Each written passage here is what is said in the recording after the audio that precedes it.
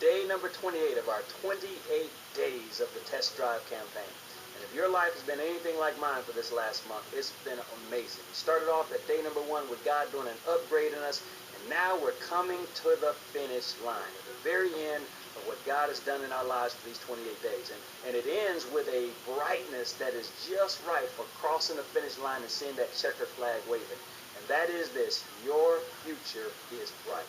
In fact, I'll say it this way: your future is so bright, you're going to need some sunglasses just to deal with the end of your year. Because now that you've made this newfound commitment to God, trying God like you've never tried Him before, you can expect that He's going to turn around and do what He does.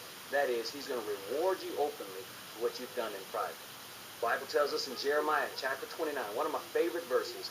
Verse number 11 says, "For I know the thoughts that I think toward you, saith the Lord, thoughts of peace and not of evil, to give you an expected end."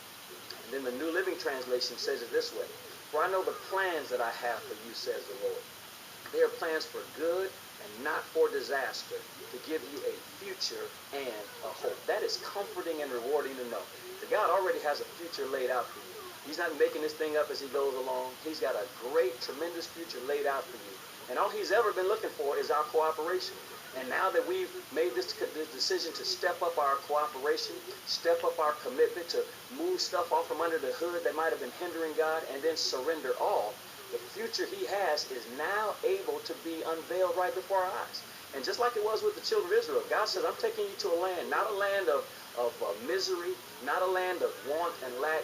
God was taking them to a land where they could eat fruit, they could eat bread in plenty. He was taking them to a land of green pastures, and He's taking you to that very same place. So you ought to get excited right about now. I mean, these last 27 days leading up to this last day have been intense. You've had to press in deeper than you've ever pressed in before, but now you have to pay that. In fact, when you get to the end of the race and you cross the finish line in a natural race, you go into what they call the winner's circle.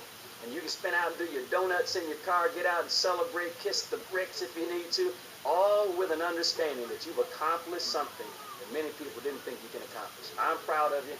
I know Pastor Andre's proud of you, Pastor Bluen, Pastor April, Minister Tiffany, all of us are proud of you because we know what it takes to stick it out like you have, and we're excited to see this bright future that God has in store for you. So kick back, let these new habits and disciplines you put in place become a part of your life forever, because you are headed into a bright future. God bless.